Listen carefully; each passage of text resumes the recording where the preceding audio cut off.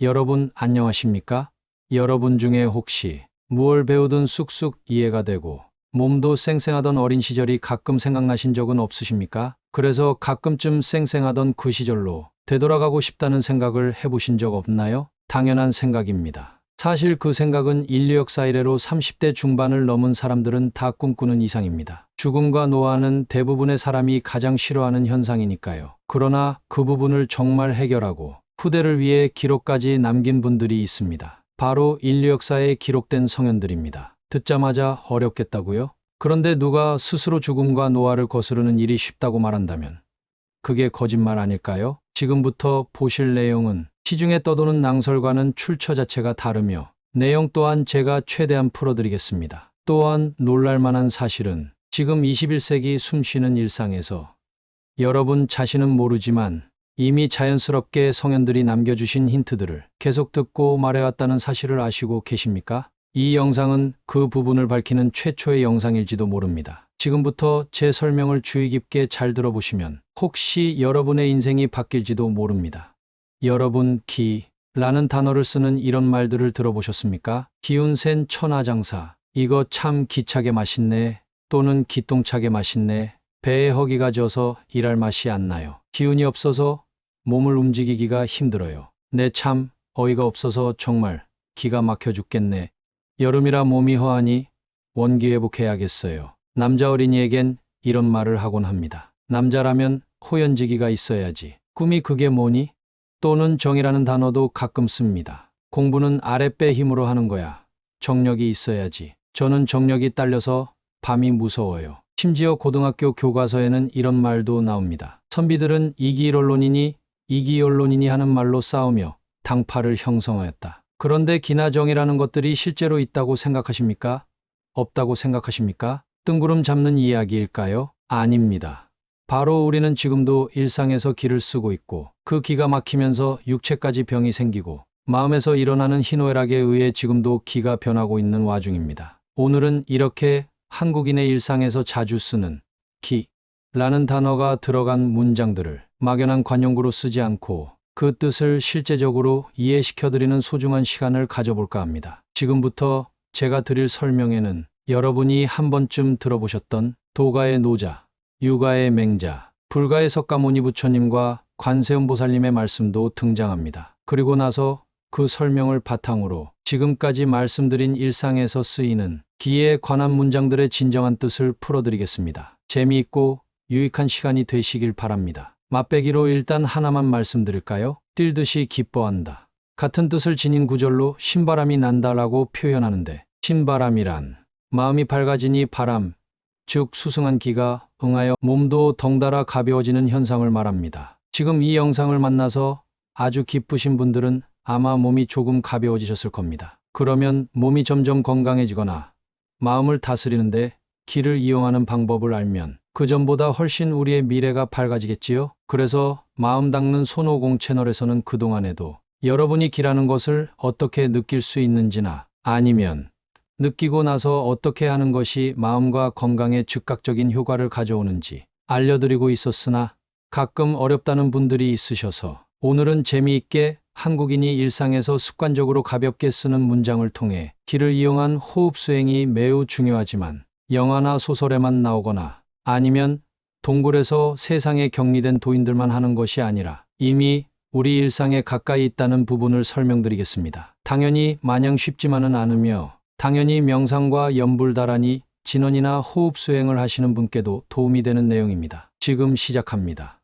기는 눈에 안 보이는데 왜 그렇게들 일상 용어에 많이들 쓰게 된 걸까요? 우리나라는 동북아시아에 속하고 수천 년 전 중국인들은 우리나라를 동방의 신선의 나라라고 불렀습니다. 평지인 중국에 비해 그만큼 산이 많고 수많은 도인들이 나왔던 나라였습니다. 옛 중국의 황제라는 인물과 싸웠던 치유라는 분도 계셨고 단군 신화, 환웅환인, 그 이후로는 연개소문, 척준경 같은 장군들도 있었습니다. 지금은 정신적인 면을 다루는데 명상이라고 불리는 분야도 있지만 그 전에는 그런 단어는 없었고 그만큼 수행이라는 개념은 우리 민족에게 가까웠다는 사실입니다. 그 수행에서 방금 말씀드린 신선도의 측면에는 핵심 수행이 바로 호흡 수련입니다. 노자, 장자 등의 도가와 맹자 등의 유가, 그리고 나중에 불교가 들어왔지만 그 경전들에서도 역시 핵심 수행은 호흡으로 들어가는 방법이었기에 그런 경전들에도 기라는 단어가 활용된 구절이 사실 한가득입니다. 그래서 그런 서적들을 공부한 옛 지식인들은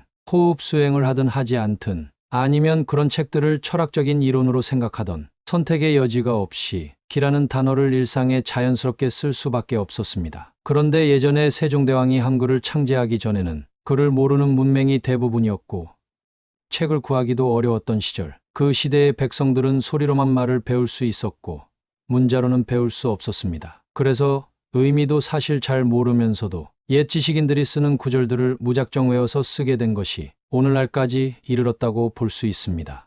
아, 그렇기 때문에 일상에서 기라는 단어를 그렇게 많이들 쓰고 있었군요. 그런데 왜 저는 기라는 단어가 구체적으로 다가오지는 않지요? 말씀드린 대로 사실 정확한 의미를 잘 모르기 때문에 옆 사람이 쓰면 그냥 따라 쓰기에 기라는 단어는 많이 쓰지만 적절한 상황에 맞게 쓰지는 못하기 때문입니다. 제대로 알려면 수행에 대해서 연구를 좀 해야 알 수 있지만 그마저도 사람마다 말이 달라서 수행한다는 사람들끼리도 마구 혼용해서 쓰기는 일반인과 마찬가지입니다. 이 영상을 보시면서 차츰 정리가 될 것입니다.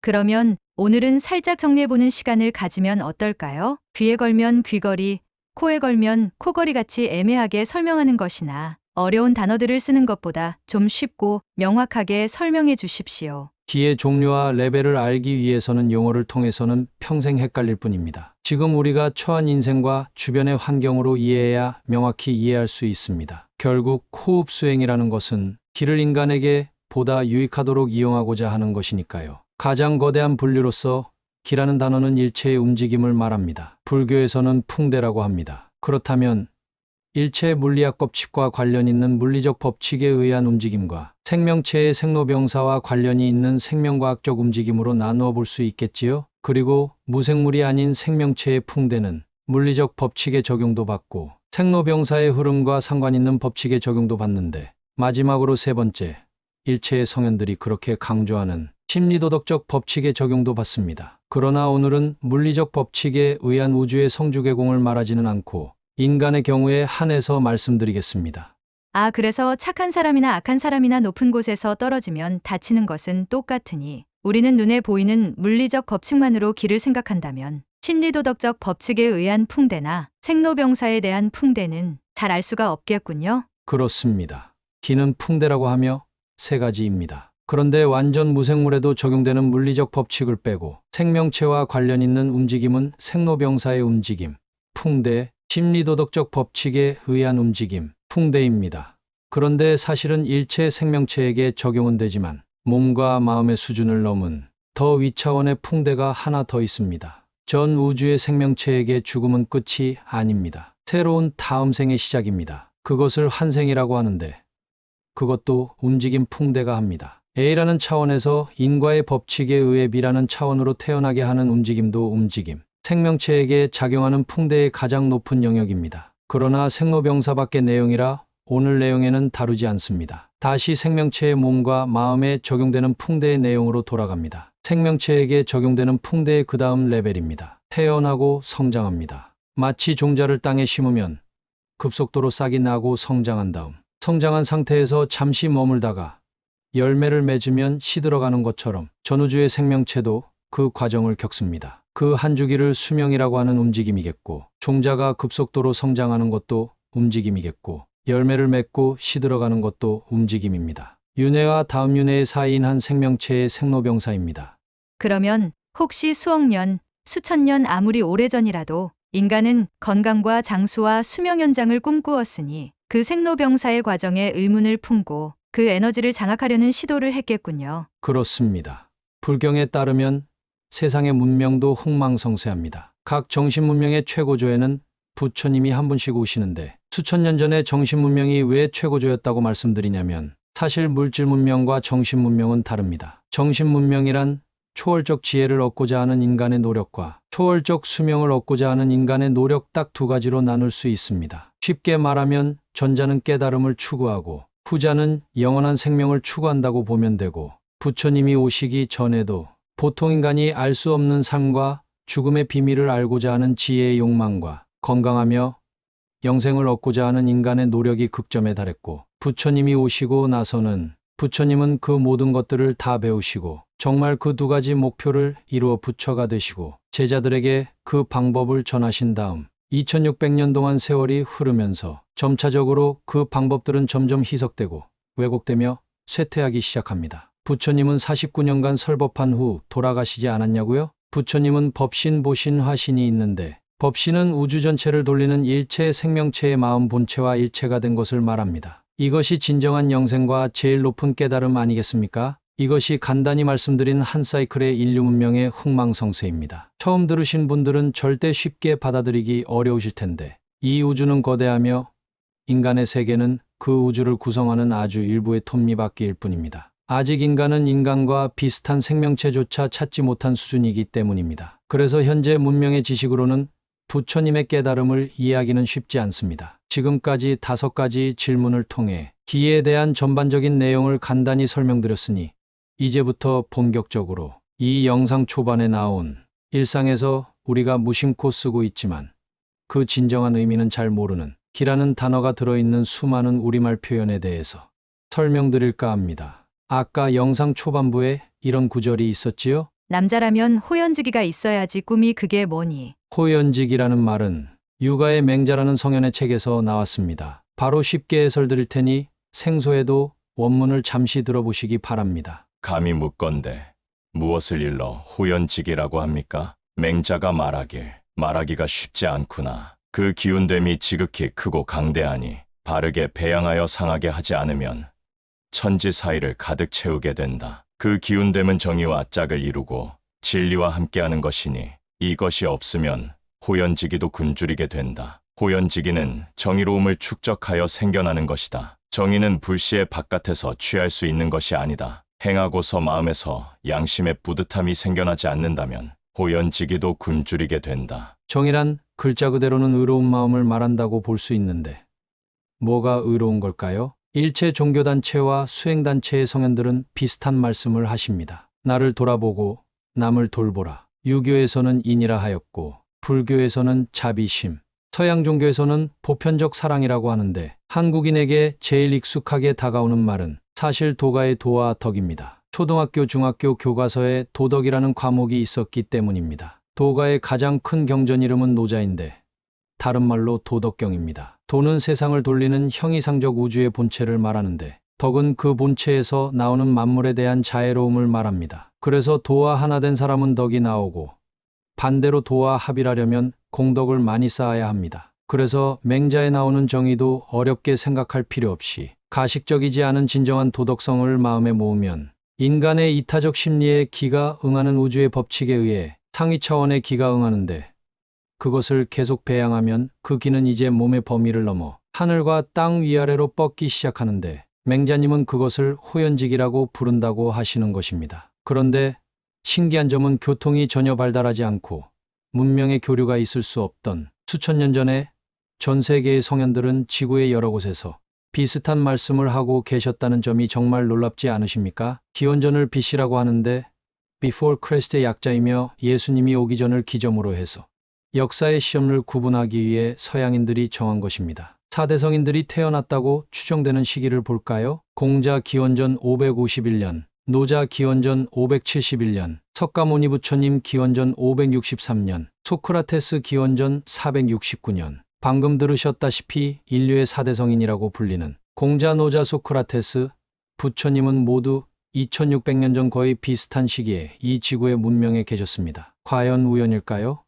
절대로 아니겠지요? 앞장의 풍대를 설명하면서 말씀드렸다시피 우주에는 성주계공이 있고 모든 것은 흥망성쇠가 있듯이 그런 성현들이 전 세계에 거의 비슷한 시기에 태어난 이후부터 그 후 500년까지가 인류의 정신문명의 전성기였습니다. 그리고 물질 문명이 조금씩 발달하면서 정신문명은 오히려 조금씩 쇠퇴했습니다. 그래서 부처님 말씀에 따르면 법이 남아있는 정법, 법은 있으나 많이 희석된 상법, 법이 사라지는 말법 시기 중에 지금은 상법 시기의 끝자락 정도로 보입니다. 아직 법은 남아있어도 보지도 않고 해석도 어렵고 진실로 성취한 자는 찾아보기 어렵습니다. 하지만 이 마음 닦는 손오공 채널은 이 도덕성이 점점 황폐해져가는 각박한 세상에서 성현들의 가르침에 숨겨져 있는 엄청난 가치를 알아보았으며 저의 많이 부족하지만 고사리 같은 손으로나마 그 비밀을 연구해서 복원하고 조금씩 실천하고자 하는 채널입니다. 이 영상이 유익하다고 생각되신다면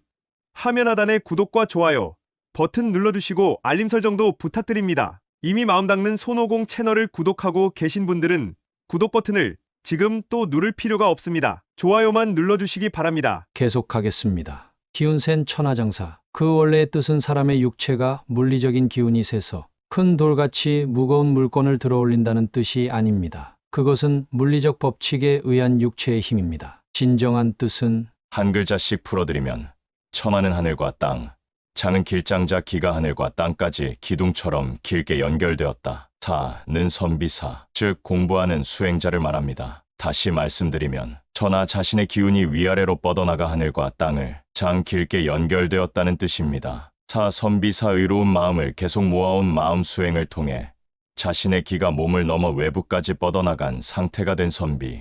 유가의 선비라는 단어는 다른 수행단체에서는 곧 수행자라는 뜻입니다. 그래서 이것을 요가나 티벳 밀교에서는 신체에 숨겨진 중맥을 열어 비로소 마음이 몸의 영역을 초월하였다고 합니다. 그 다음 도가의 핵심 경전인 도덕경을 통해 기에 대한 표현을 보시겠습니다. 전기치유 능영아호. 기운을 전일하게 하여 부드러움을 이루더라도 능이 갓난아이같이 될 수 있는가? 적재혈람 능무자호. 현묘한 거울을 씻어내더라도 능이 흠이 없게 할 수 있는가? 천문계암 능무자호. 하늘의 문이 열리고 닫히더라도 능이 암컷처럼 할 수 있는가? 한글로 풀어도 무슨 뜻인지 알기 어렵습니다. 그런데 불교의 수행 체계를 이해하면 바로 풀립니다. 갓난아이처럼이라는 말을 기억하시기 바랍니다. 그래서 지금부터 젊음을 원하시든 요가를 하시든 도가를 하시든 불교를 하시든 그 어떤 수행을 하시던 도움이 될 수밖에 없는 호흡 수행을 설명하겠습니다. 그래야 영상 초반에 말씀드린 나머지 모든 구절을 설명드릴 수 있습니다. 바로 부처님이 말씀하신 호흡 수행입니다. 인류 최고의 성현의 가르침이 담긴 팔만대장경의 불경에는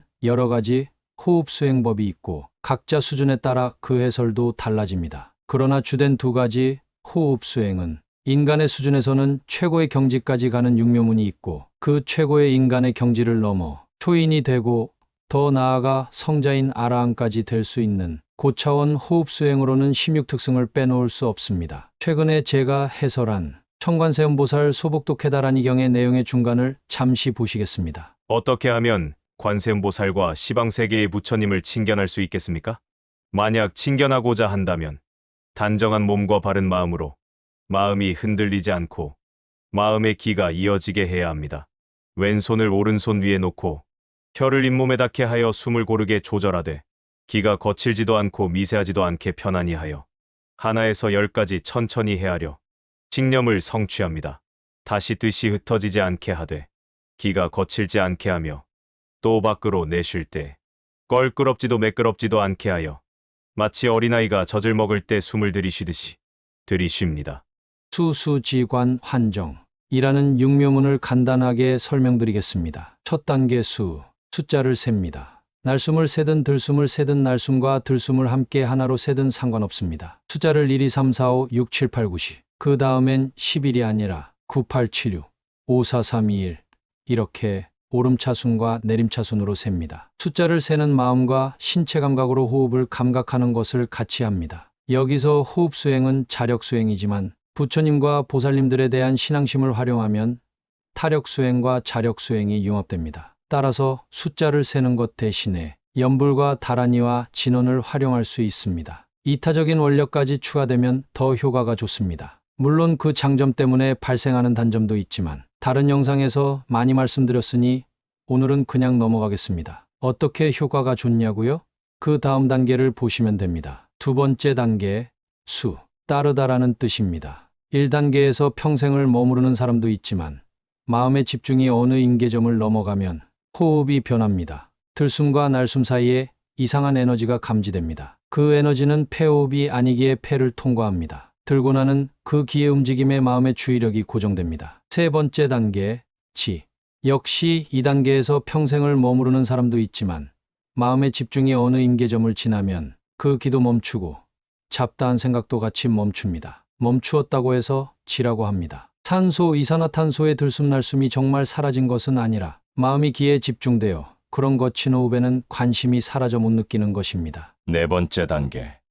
관. 마치 멈춰 있는 것 같은 에너지는 처음에는 사실 몸에 없기 때문에 더 이상 진행되지 못해 정지해 있는 것입니다. 그런데 그 막혀 있는 몸을 그 에너지가 뚫어내려고 하는 움직임이 시작됩니다. 여기서 수많은 수행자들에게 시험이 시작됩니다. 보통 그 에너지를 도와서 막힌 기맥을 뚫겠다라는 마음을 가지는데 마음을 그렇게 쓰면 안 됩니다. 불제자라면 고진멸 도사성제를 떠올리십시오. 지금 내가 겪는 모든 고통의 원인은 무엇 때문이라고 부처님이 말씀하셨습니까? 전생과 현생에 쌓은 집착 때문이라고 하셨지요? 도가의 수행자라면 선천기는 마음의 허무지경에 온다 라는 구절을 떠올리셔야 합니다. 단, 마음의 허무지경이란 아무 생각 없이 멍 때리는 상태는 아닙니다. 그 에너지에 집착해서 뚫어내려고 하는 것을 마음으로 도와주지도 말고 그렇다고 마음의 주의력을 그 에너지에서 멀리해도 안 됩니다. 말 그대로 아무런 의도 없이 주의력만 집중하며 그 기의 움직임이 정지하던, 움직이던, 따뜻하던, 차갑던 정신 바짝 차리고 그냥 바라보기만 하셔야 합니다. 진실로 마음이 집착이 없어지면 그 에너지가 막혀있는 경락을 스스로 뚫어냅니다. 당연히 사람마다 다르고 많은 시간이 걸립니다. 몸에 수많은 현상들이 일어나는데 정리하면 8가지 감촉이라고 해서 8촉이라고 합니다. 아까 말씀드렸듯이 여기서 막힌 기맥을 뚫겠다고 마음을 먹었다면 자신의 감각상에 실제 그런 현상이 일어납니다. 그런데 이제 자신의 감각을 조작하는 수행으로 변합니다. 무슨 현상만 화려하게 겪을 뿐 실제 수행은 제자리 걸음이 시작됩니다. 지금 말씀드린 것은 사실 수행상에서는 굉장한 비밀입니다. 마음 수행의 이론을 잘 모르고 평상시에 집착을 버리는 훈련을 하지 않았다면 이치는 관심이 없고 결과에만 관심이 있어서 무작정 수행 테크닉만 외워서 수행하는 사람들이 대부분 빠지는 함정입니다. 다른 방법의 불교 수행을 하시는 분이 이 시점에서 오해하시면 안 되는 것이 지금은 보통 불교의 수준 높은 지관을 말하는 것이 아니라 딱 육묘문에서의 지관 수준을 말하는 것입니다. 불교의 모든 수행의 원리는 딱 2글자 지관으로 요약되고 따라서 지관도 그 수준이 사람과 수행법마다 엄청나게 차이가 납니다. 계속 가겠습니다. 5번째 단계, 환. 몸이 어린아이 시절처럼 기의 순환이 원활했던 상태로 차츰차츰 되돌아갑니다. 이 부분이 노자 도덕경에서 전기치유 능영아호, 즉 기에 전일하게 집중하여 어린아이처럼 될 수 있느냐라는 부분에 해당되고 육묘문 설명 시작 바로 전에 보여드렸던 청관세음보살 소복도 케다란 이경에서는 마치 어린아이처럼 숨을 쉰다라는 내용에 해당하는 부분입니다. 그 경전은 안의 내용을 풀어보면 육묘문의 전체는 물론 그 다음 단계의 16특승의 전반부에 해당되는 고차원의 호흡수행의 내용까지도 나옵니다. 연불다란이 진언과 호흡수행이 융합되어 수행하는 특수한 방법이 나온 아주 귀한 경전입니다. 그 청관세음보살경 해설의 나머지는 조만간 올려드리겠습니다. 계속 가겠습니다. 6번째 단계, 정. 깨끗해졌습니다. 호흡을 관하면서 몸의 온갖 현상에 부동심을 이루었고 몸의 경락이 완전히 창통해서 처음에는 시냇물같이 흐르던 전체 경락이 강에서 점차 바다를 이루어 몸이 기가 가득 찬 가죽 부대같이 변했습니다. 깊은 병까진 아니지만 웬만한 병은 사라졌습니다. 지금까지 설명드린 육묘문은 말이야 간단하지만 일체 인간의 영역에서의 호흡 수행의 원리를 포괄합니다. 여기서 딱 1분만 세간에 퍼진 한 가지 오해를 바로 잡고 가겠습니다. 초보이신 분들은 그냥 듣고 어려워도 그냥 그렇구나 하시고 넘어가면 됩니다. 팔만대장경에서 지금 보셨던 육묘문과 함께 주요 2가지 호흡 수행에 해당하는 16특승은 불교 성문도 수행에 그치면서 유효히 열반을 얻는 대아라한이라는 성자가 되는 수행이기에 이 육묘문의 5단계 6단계가 16특승의 첫 단계와 겹칩니다. 그래서 그 수준의 호흡을 출입기라고 하지 않고 출입식이라고 합니다. 사실 16단계 호흡 수행법은 전 세계 불교 여기저기에 있는데 보는 사람이 시작하기 쉬워 보이도록 식을 폐호흡인 숨으로 억지로 수준을 낮추어 수행자에게 쉬워 보이도록 번역하면 오해가 생깁니다. 식은 엄연히 다른 단어이며 기보다도 한 차원 더 발전한 호흡의 단계를 말하며 육묘문의 지식보다도 높은 마음의 눈인 심안으로 볼 때 마치 빛이 들고 나는 것처럼 보이는 기의 단계입니다. 맹자님이 말씀하신 의로움을 꾸준히 모았더니 천지간에 가득 찬 호연지기가 비로소 생겨난 수준과 비슷합니다. 그래서 16특승은 이미 인간 수준의 수행이 아닙니다. 첫 단계부터 이미 머리의 두정을 연 상태에서 들어오는 에너지를 수행하는 것이니까요. 초보가 아닌 분들을 위한 간략한 설명이었습니다. 계속 가겠습니다. 육묘문에서 정말 스스로 몸의 내부가 어린아이 상태로 돌아갔다면 세 가지 현상이 있습니다. 첫 번째, 태어난 어린아이가 정수리가 말랑말랑하면서 그곳으로 숨을 쉬듯이 상위 차원의 기와 교류하게 됩니다. 그러나 16특승은 이 시점이 수행의 시작이라고 했습니다. 두 번째, 남자는 몸이 2차 성징 이전으로 돌아가 정자 생산이 끊어지고 여자는 생리가 끊어집니다. 도가에서는 여자에게 일어나는 이런 현상을 참정용, 붉은 용을 끈타, 남자에게 일어나는 현상을 항백호, 하얀 호랑이를 항복시키다라고 합니다. 세 번째, 음식을 먹으려면 많이 먹을 수 있지만 아주 적게 먹어도 이제는 상관이 없습니다. 그래도 무거운 것을 드는 막노동을 하려면 육체의 에너지가 필요하지만 그렇지 않으면 저절로 에너지가 내장으로 들어오기에 배고픔이 많이 사라지게 됩니다. 이것을 마치 음식을 먹는 것처럼 기가 들어온다고 했소. 복기라고 합니다. 신기하게도 육지거북이는 누가 가르쳐 주지 않아도 복기를 할 수 있다고 합니다. 그래서 그렇게 느리게 움직이면서 먹이를 거의 먹지 않아도 오래 살 수 있다고 합니다. 그래서 복기를 거북귀자를 써서 귀식이라고 하기도 합니다. 하지만 불교의 오승도인 인승도, 천승도, 성문도, 영각도, 보살도에서 이제 인승도를 끝내고 천승도에 입문을 했을 뿐입니다. 하지만 사람으로서는 정말 엄청난 일을 이뤄낸 것입니다. 이 사람의 지혜와 몸의 건강은 보통 일반인의 수준을 훨씬 뛰어넘습니다. 사실 요가와 도인체조, 태극권 등을 하는 이유는 세 번째와 네 번째 단계인 지와 관의 단계에서 마음이 몸을 장악하지 않으면 평생 같은 자리에 맴돌기 때문에 먼저 마음이 몸을 장악하여 몸의 신경을 활성화하여, 즉 쉽게 말하면 앉아서 하는 집중수행 전에 미리 몸의 업기를 조금씩 다스려 놓아 그 지관의 수행을 돕기 위해서 탄생했다고 보면 됩니다. 물론 같이 병행하시면 더 좋습니다. 내용이 너무 길어져서 이만하겠습니다. 혹시 제 해설의 일부는 세간에 퍼진 다른 해설과 차이가 있다고 생각하는 분들이 있으실 수 있는데 딱 한 말씀만 드리면 지금은 가르침이 많이 희석된 시대입니다. 이 영상에 담긴 내용은 다양한 자료를 분석했고 적지 않은 시간 연구해서 각 수행법에서 애매한 부분들을 정리해서 알려드리는 것입니다. 혹시 어떤 분이 폭넓게 연구해보지 않고 한두 군데 나오는 경전의 내용만 보았는데 잘못 해설되었을 수 있다는 가능성을 배제하고 그 해설을 그냥 그대로 외우셨다면 무엇을 믿든 선택은 그분의 몫입니다. 이제까지 저의 설명을 들으셨으니 비로소 영상 초반부에 말씀드린 모든 나머지 구절을 설명드릴 수 있습니다.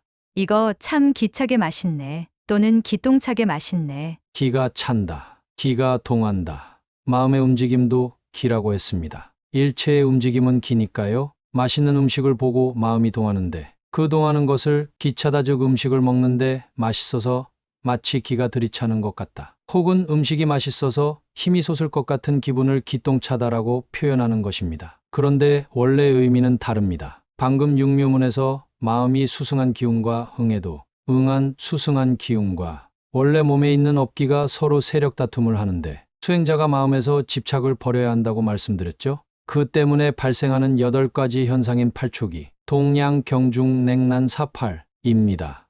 그 중에 동이 바로 몸에서 진동이 일어나는 것입니다. 바로 이 기의 진동에 집착하여 수많은 무술의 소위 내공이라는 것이 탄생했습니다. 그 진동을 이용하여 상대를 타격하는 것인데 앞에서 말씀드렸다시피 더 윗단계로 나아갈 사람은 여기에 집착하지 않습니다. 수행의 목적이 높지 않거나 높아도 남은 인생의 시간이 많다고 생각하시면 이 진동을 가지고 노시면 됩니다. 이 진동을 마냥 허용하면 춤이 되기도 하고 그 진동의 범위를 한 점으로 집중해 호신을 위해 무술로 활용할 수는 있으니까요. 당연히 저는 권하지 않습니다. 배에 허기가 져서 일할 맛이 안 나요. 기운이 없어서 몸을 움직이기가 힘들어요. 여름이라 몸이 허하니 원기 회복해야겠어요. 허기, 기운, 온기 다 수행에 쓰는 말들입니다. 먼저 기운입니다. 고대 과학에서는 몸은 지수, 화풍, 사대로 나눕니다. 그래서 풍대가 있어야 몸이 움직입니다. 기운이 없다는 것은 풍대를 말합니다. 그 다음 허기입니다. 호흡 수행의 어떤 관문을 넘어가면 상위 차원의 에너지 교류가 시작됩니다. 내장까지 기가 들어가기 시작하는데 그러면 음식을 아주 적게 먹어도 상관이 없습니다. 그런데 그 경지 전에는 몸에 기가 돌아도 그 기의 수준이 음식을 안 먹어도 될 수준은 아니기 때문에 진기가 아닌 허기라고 부른 것입니다. 그 표현이 일반 사람에게까지 넘어가서 사실 뜻을 모르면서 배고플 때는 무조건 허기가 진다라는 표현을 쓰게 되었다고 추론됩니다. 진기가 차면 배가 고프지 않으니까요. 그 다음 원기입니다. 원기는 근원원 기운기, 즉 기의 뿌리라는 뜻으로 도가에서는 아주 수준 높은 기의 수준을 말합니다. 불교에서는 제가 수명을 관장하는 기가 있다고 말씀드렸습니다. 그 기를 말하는데 불교에서는 장양기, 보신기, 근본기 중에 근본기를 말하는 것입니다. 당연히 먹을 것으로는 원기는 보양이 되지 않습니다. 역시 실제 뜻과 사용이 다른 경우입니다. 다음 문장입니다. 네, 참 어이가 없어서 정말 기가 막혀 죽겠네. 한국인의 경우 기가 막히다라는 표현을 쓸 때 좋아서 기가 막히다, 아니면 너무 억울해서 기가 막히다, 두 가지 경우에 쓰는데 불가든 도가이던 오욕 칠정 즉 희노애락의 오욕을 강하게 일으키는 것은 호흡 수행뿐 아니라 일체 수행에서 막대한 장애를 일으킵니다. 많은 수행을 방해하는 일체의 현상을 말하는 것으로서 자신의 내부에서 일어나는 내마, 외부에서 수행을 방해하는 외마가 있는데 자신이 수행의 어느 경지에 이르렀을 때는 도가 높으면 마도 같이 높아집니다. 반대로 말하면 마의 시험을 넘지 못하면 도가 높아지지 못합니다. 그래서 마음 깊숙한 곳에서 치밀어 올라오는 극도의 희노애락 그리고 본능, 욕망이 수행 중에 갑자기 치솟는데 다스리지 못하면 소위 말하는 주와인마에 빠집니다. 그러면 정말로 잘 운행되던 기가 마음이 마에 빠졌기 때문에 기가 막힙니다. 서서히 막히기에 자신은 모르는 경우도 있고 갑자기 막히면 자신도 알 수밖에 없습니다. 즉, 좋아서 기가 막히든 억울해서 기가 막히든 일체 수행자에게 기가 막히는 것은 정말 존재하는 현상입니다. 그것이 민간에 퍼져나가 희노애락이 급격히 변할 때 기가 막히다라는 표현을 쓰게 된 것입니다. 주와인마에 관한 현상들은 능엄경의 50가지 마장에 자세히 나와 있습니다. 보셨다시피 우리의 선조들은 일상의 용어에 도를 수행하는 용어들을 많이 넣어 놓았습니다. 오늘은 기라는 단어가 들어가 있는 일상 문장들을 소개해드렸는데 이외에도 수도 없이 많습니다. 예를 들어 선생님의 말을 분명하게 기억해서 명심하겠습니다. 라는 문장이 있는데 제 생각에 명심이라는 말의 유래는 불교에서는 깨달음을 명심견성이라고 합니다. 명심은 자신을 밝히며 무아를 깨닫고 더 나아가 수행으로 중득하는 것을 말하고 견성은 일체 생명체의 마음의 본체와 합일되는 것을 말합니다. 유가에서는 대학의 7증이라는 수행편에서 명덕을 밝히다라는 표현이 있고 명심보감이라는 책도 있습니다. 선생님의 말을 분명하게 기억해서 명심하겠습니다. 해서 분명하다라는 뜻은 나눌본 밝을명, 사물의 진상을 이해하려면 분명하게 나누어서 실체를 파악해야 보인다라는 뜻입니다. 초기 불교에서는 아비달마구사론에 쓰고 대승불교에서는 모든 것을 분명하게 밝히는 미륵보살의 유식학이 있는데 오의백법이라고 해서 전우주의 모든 것을 분명하게 나누어 밝혀 놓았습니다. 현대말로는 분석하다, 즉 무언가를 연구할 때 기본이 되는 마음 자세를 말하겠지요. 지금 한번 해보십시오. 아주 이쁜 미남과 미녀를 보면서 모양, 소리, 색깔, 감촉, 마음 다 따로 나누어서 지금 보이는 것과 다르게 상상해 보십시오. 만일 눈이 2배 더 크다면, 만일 팔다리가 더 길거나 한두 개 더 많다면, 만일 피부색이 무지개색이라면, 만일 저 사람이 내 트집을 잡는다면, 나누어 보면 내가 왜 매력을 느끼는지 그 마법이 풀릴 것입니다. 한 가지 더 드릴 말씀이 있습니다. 영상에는 선조들 중에 도를 수행하던 유식한 사람들이 쓰는 말을 평민들이 무심코 따라하다가 일상생활에서 쓰게 되었다고 말씀드렸는데, 저는 불교나 도가의 심신수양을 연구하며 조금씩 수행하고 있는데 어느 순간 한국인이 쓰는 모든 일상에 그런 용어들이 들어가 있음을 알게 되는 시점을 넘어간 이후, 솔직히 이 정도까지 일상에 들어와 있다면 우리의 선조들이 일부러 후대의 수행자를 위해 경전의 뜻을 쉽게 이해하도록 안배해 놓았다는 영감을 놓을 수가 없었습니다. 그리고 적지 않은 설화와 신화들도 도가와 불가의 수행 체계로 해석되기에 이르렀는데, 그 중에 단군 신화는 논란이 있을 듯 싶어 저의 해석을 멤버십 영상에 올려놓았지만, 그 밖에도 많은 설화와 신화들이 세간에 알려진 것과는 다른 깊은 의미가 있어 후대에 아는 자만 알아보게끔 안배해 놓았다는 느낌을 지울 수가 없습니다. 오늘은 여기까지입니다. 재미있으셨나요? 보셨다시피 명상이든 그 어떤 수행이든 인간은 어마어마한 잠재력을 개발할 가능성을 내포하고 있습니다. 이대로 인류의 문명이 계속되어 만일 4차 산업혁명이 시작되면 인류는 머리의 행위는 AI에게 맡길 것이고 몸의 행위는 로봇이 대체하면서 편리해지기는 하지만 인간 고유의 능력을 점점 쓰지 않을 가능성이 있습니다. 하지만 그와 반대로 만일 누군가가 AI와 로봇이 대체할 수 없는 인간 본연의 능력을 보유하고 있다면 훨씬 더 대우를 받는 세상이 올 것입니다. 그런데 하물며 그보다 윗단계인 도덕성 개발을 통한 진짜 도인들의 능력은 미래 세상에서 더 가치가 있지 않겠습니까? 저는 그 가능성이 적지 않다고 생각합니다. 단, 현 인류의 흥망성쇠의 사이클이 조만간 끝나지 않는다는 가능성 내에서 말입니다. 저는 임진왜란을 대비하자고 했던